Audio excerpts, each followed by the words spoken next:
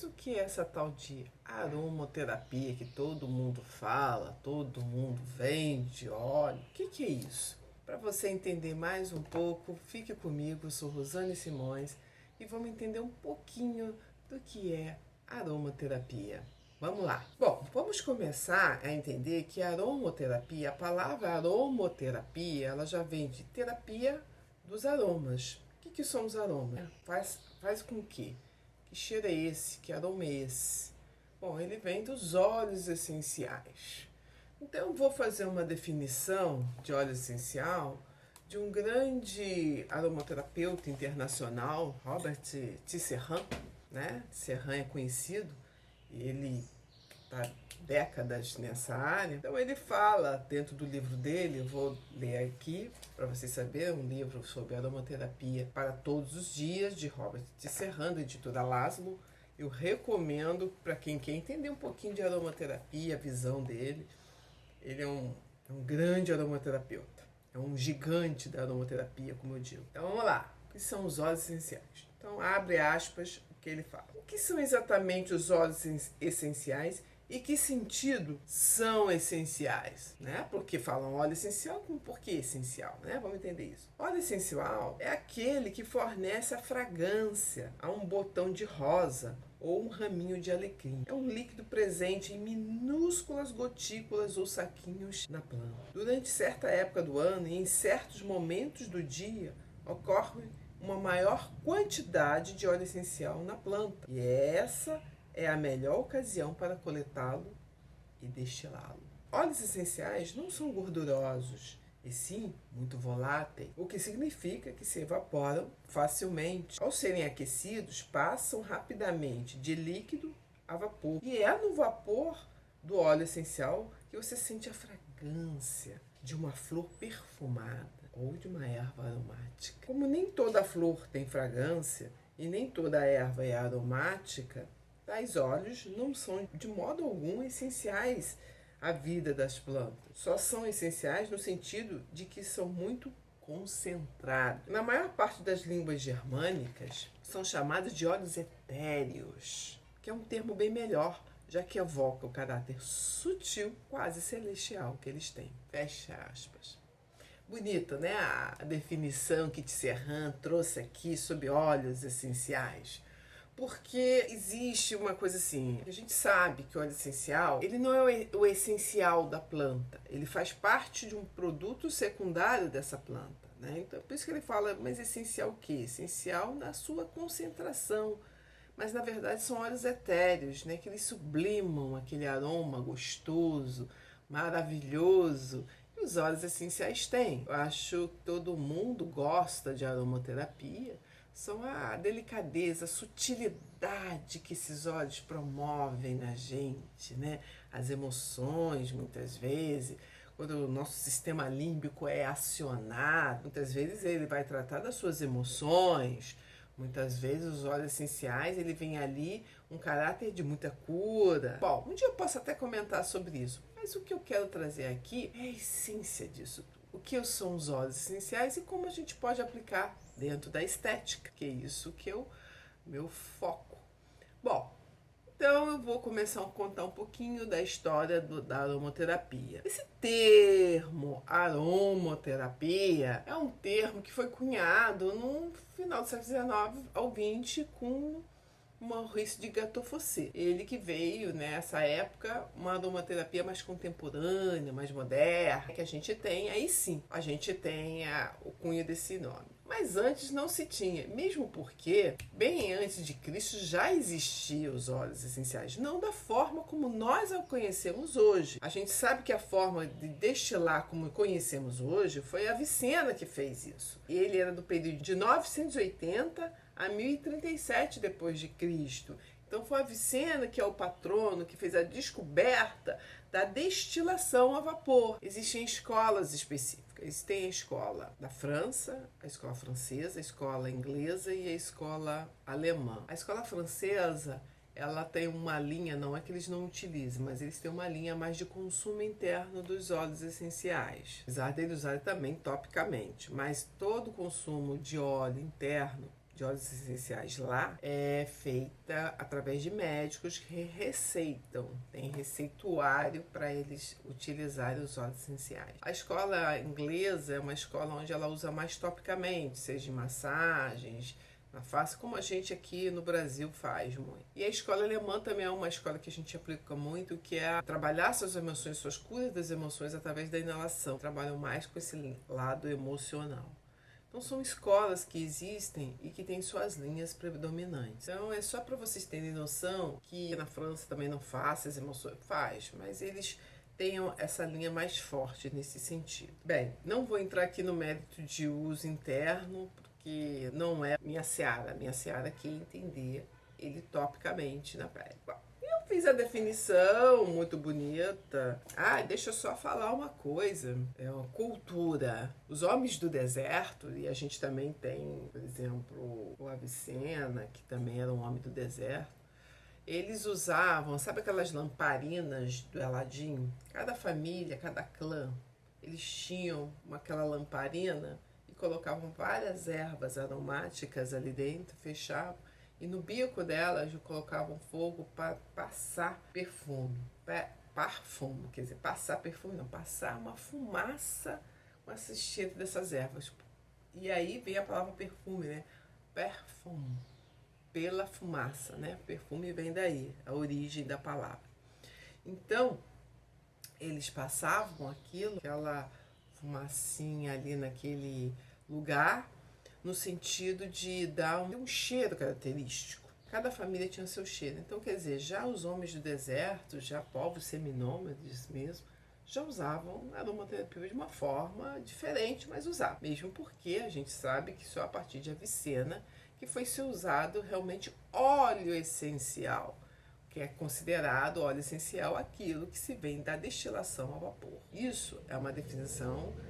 Alguns autores consideram isso. Ok? Não estou discutindo se isso é ou não é. Apenas do que eu já li e estou reportando a vocês. Voltando na definição de Tisserand, então Tisserand fala que é melhor do que falar essencial, etéreos. Por quê? Porque, na verdade, óleo essencial ele não é o produto primário da planta. A planta ela produz, o primário dela é para o próprio alimento dela, glicose, água, vários hidrogênio, tem vários compostos nela que ela precisa para sobreviver. A gente sabe disso, elas não são nutridas com esses óleos. Primários tais como açúcares nitrogenados. Então são os açúcares, glicose, os açúcares e o nitrogenado que faz a planta sobreviver. Mas por que esses óleos existem? Esses compostos secundários estão os alcaloides, os flavonoides, as saponinas e os óleos essenciais. Mas como diz mesmo, essencial por quê? Porque são concentrados, mas podem ser considerados óleos etéreos. Mas para que serve, afinal de contas, então, esse óleo essencial? Por que a planta produz isso? Qual é a função da planta produzir óleo essencial? É isso que a gente quer saber. Eles produzem por 3 grandes motivos: a sua autodefesa, a atração e a proteção contra a perda de água e aumento da temperatura foliar. Olha que interessante. Então a planta ela tem esse mecanismo de produção de óleo essencial para esses 3 fatores: autodefesa, atração e proteção contra a perda de água e equilíbrio da temperatura foliar, quer dizer, das suas folhas, da sua estrutura. Bom, beleza. Então vamos entender cada um desses. Autodefesa.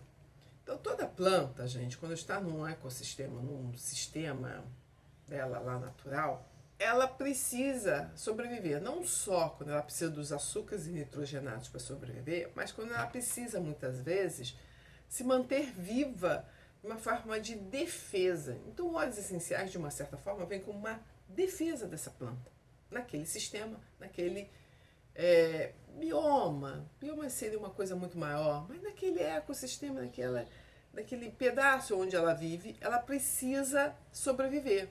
E muitas vezes ela é atacada por fungos, bactérias, todos os tipos de patógenos, insetos, várias coisas ali. Então ela precisa sobreviver. Então ela produz o óleo essencial muitas vezes para repelir ela libera essa quantidade de óleo essencial para repelir. É por isso que quando o Tisserand fala assim que ela tem um momento, uma hora do dia que ela fabrica mais, que vai ser aquela hora do dia, por exemplo, ela tem a agressão, ela tem que se defender de algum patógeno. Vai ver que é comum, né? Então ela faz, ela produz. E a atração? Por que a atração? Porque muitas vezes ela atrai muitos insetos. Porque ela precisa, de algumas vezes, desses insetos para algum processo que ela precisa desenvolver, que ela precisa. Você sabe bem que os insetos, muitas vezes, eles ajudam até para ajudar, por exemplo, a abelha, né? A abelha é fabulosa para ajudar a fecundação delas. Então, ela tem todo a natureza é perfeita, tem todo um processo disso. E eu posso confirmar isso, que uma vez eu fui ao Chile, descendo entre Santiago e Vina del Mar, quem puder faz esse passeio maravilhoso, tinha uma adega ali no meio do caminho que eles fabricavam vinhos orgânicos. E a plantação de vinhas deles era toda protegida por lavandas e alecrins, porque eles são, além de repelentes, também atraíam os insetos que poderiam atacar as vinhas, iam para essas plantas aromáticas. Então eles usavam essas ervas aromáticas para uma forma também de preservação e ter uma produção orgânica das suas vinhas, para a produção do vinho. Então é muito bacana isso, é muito legal esse tipo de coisa. Então quer dizer, elas têm esse poder. As ervas aromáticas, isso é aromática, gente, não é qualquer erva, é erva aromática que pode fazer os óleos essenciais, porque elas liberam um aroma ligado aos seus óleos. É no óleo que está esse cheiro que elas exalam. Então, ela tinha o processo de autodefesa, se defendiam, mas ao mesmo tempo elas atraíam alguns insetos para si. Então, elas tinham um papel preponderante dentro daquele sistema de plantio orgânico. E interessante é o terceiro, proteção contra perda de água. Olha só, ela faz com que você não perca água tão facilmente para o meio ambiente e ela mantenha o que? A temperatura foliar. A temperatura dela era mantida pelo óleo essencial. Olha a importância do óleo essencial dentro da planta. Então ela é um papel preponderante, apesar de ser um papel secundário, mas é um secundário importante, essencial à planta. Lógico que ela precisa, o essencial para ela são os açúcares nitrogenados, mas ela também precisa de ter essa ajuda da natureza, dos óleos essenciais. E ainda vou dar uma dica: as cascas de árvores, que muitas vezes a gente também tira óleo essencial, eles são grandes regeneradores das plantas. Os óleos essenciais ajudam isso, a regenerar aquela planta muito mais fácil. Olha a dica. Agora eu vou falar uma outra questão. Falamos da origem, falamos que é óleo essencial, qual a função, e agora vamos falar de uma questão. Se eu pegar lavanda lá da França e plantar aqui no Brasil, vai ser a mesma lavanda? E aí? Vai produzir o mesmo óleo essencial? É a mesma coisa? Eu diria que não, apesar de ser a mesma planta. Por quê?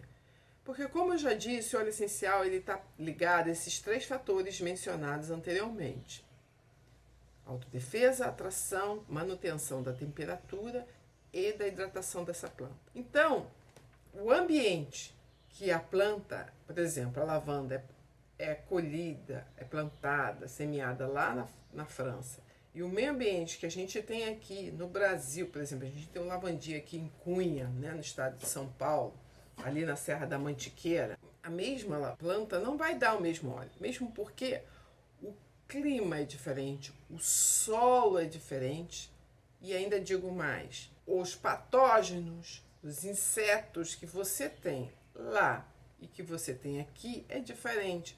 O que a planta de lá vai ter que enfrentar é outra coisa da planta aqui, o que vai ter que enfrentar aqui. E por isso mesmo, o óleo essencial, o que ele vai ter dentro quimicamente, vai variar. Ele vai ter os mesmos produtos, a mesma química, mas um vai ser mais ou menos do que o outro. Então isso muda o óleo essencial. Não quer dizer que muda a qualidade, mas a quantidade de determinados produtos de fabricação química dentro dos óleos. E mesmo no mesmo lugar, vamos supor, a lavanda naquele ano na França deu tal. No outro ano, se ele tem uma condição climática que muda, ou chove muito, ou pouco chove, a temperatura aumentou muito ou diminuiu muito, qualquer coisa que interfira naquele clima, naquele mesmo lugar, pode dar um óleo essencial diferente. Tá? É por isso que toda colheita e fabricação de óleo essencial, ela tem que ser feita uma análise química desses óleos, para eles verem se estão dentro da conformidade da produção e venda desse óleo essencial. Então, o óleo essencial não é uma coisa simples, não. Então, ele tem que ter esse tipo de visão, entendeu? Esse tipo de coisa. Se toda vez tem que fazer uma análise química todo ano para ver se aquela colheita está dentro dos padrões que eles acham corretos para que aquela lavanda seja aceita e faça aquilo que ela se propõe, tá? A gente acha que é simples isso, mas não é, né? Vocês veem como o negócio é muito delicado. E a planta, né? Da onde extrai tudo isso? Depende. Por exemplo, a lavanda se pega tudo, põe no destilador e se faz. Mas, por exemplo, a laranja amarga, que a gente conhece. Da laranja amarga você faz, é o fruto. Você tira o essencial pela prensagem, pode ser.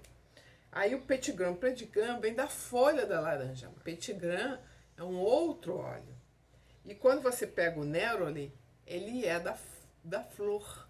Então, é da folha, outra é do fruto e outra é da flor, né? Tudo F, né? Tudo.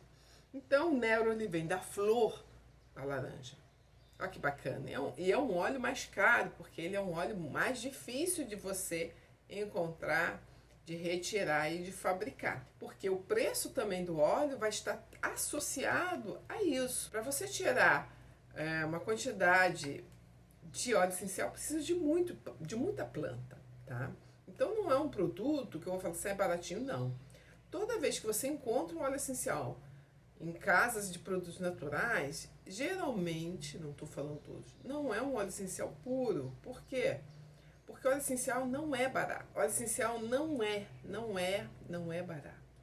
Por causa justamente disso.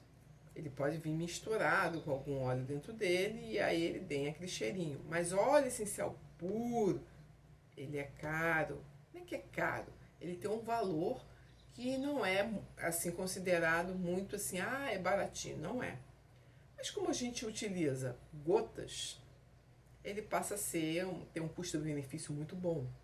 Porque quando você trabalha com gota, geralmente se vende em 10 ml. E esse 10 ml está na faixa de 230 a 240 gotas, tá?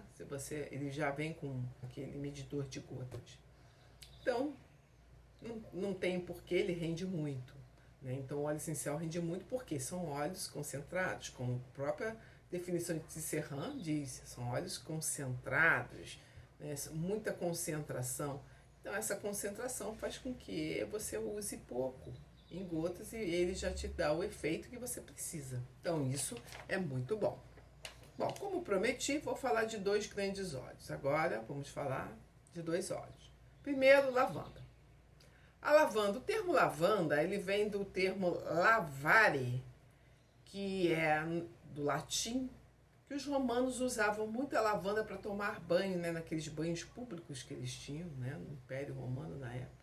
Então a lavanda vem do verbo lavare, lavar, né? Então vem a lavanda. A lavanda é um óleo, gente, muito calmante, um óleo muito cicatrizante e é um óleo para queimaduras incrível, a lavanda. Então a lavanda, você vai pegar agora esse período que estamos no verão aqui, muito forte. Pega o óleo de lavanda, dilui ele num creme neutro e passa. Uma vez eu estava em Fortaleza, me queimei um pouquinho, esse dia por mais que eu usei protetor solar e eu não tinha creme neutro ali, né? Aí o que eu fiz? Peguei um creme conhecido muito, não vou falar aqui a marca, pinguei lá as quantidades que eu já sabia como diluir, eu sempre levo lavanda porque eu não passei ela direto na minha pele não, você pode.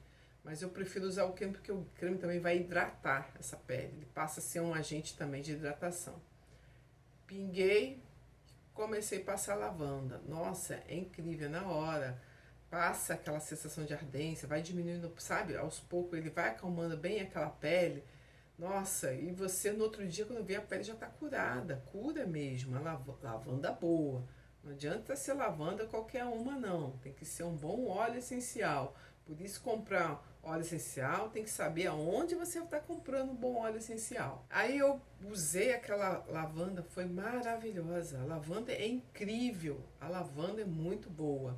E quando a gente termina uma limpeza de pele, passou, mesmo que a gente passou alta frequência e tal, fazer uma máscara com lavanda, argila branca, uma lavanda. Poxa, é tão bom, maravilhoso. Então, também gosto muito. Eu recomendo usar a lavanda, porque ela vai acalmar aquela pele de uma forma incrível, maravilhoso. Então, a lavanda, ela vem nisso, como cicatrizante, calmante, ela ajuda a cicatrizar queimaduras. Ela, por exemplo, em casa você queimou no ferro, no vapor, joga a mão na água fria, onde, né, a parte que foi bem geladinha para parar o processo de queimadura, porque você sabe que continua queimando, mesmo que você tira, continua queimando. Então você tem que botar na água gelada, por quê? Porque você vai estancar o processo de cozimento ou queimadura que está acontecendo naquele tecido.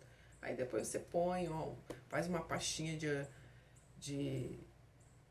com óleo essencial de lavanda, fica incrível, vai dar um resultado positivo. Bom, e o outro? O outro é o nosso famoso melaleuca, ou Tea Tree, que ele vem de origem da Austrália.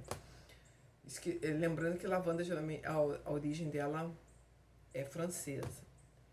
Bom, ele é australiano, ele é um óleo muito fungicida e bactericida, ele tem um poder antisséptico incrível, porque todo óleo tem esse poder antisséptico, tá? Mas realmente a melaleuca é muito forte nisso.